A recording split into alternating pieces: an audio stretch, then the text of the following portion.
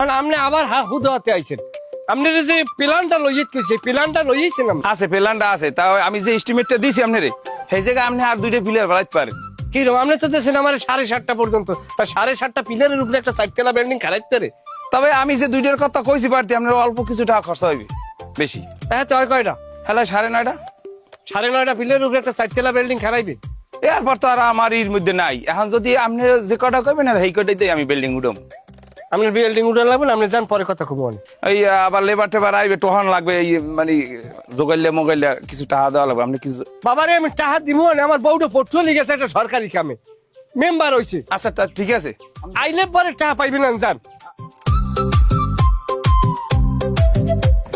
জলিল ভাই, ই করেন দি, তাড়াতাড়ি একটু প্যান্ট পরেন দি, পটুল যাওয়া লাগবে। কেন? একটু সমস্যা হয়েছে ভাই, একটু তাড়াতাড়ি যাওয়া লাগবে।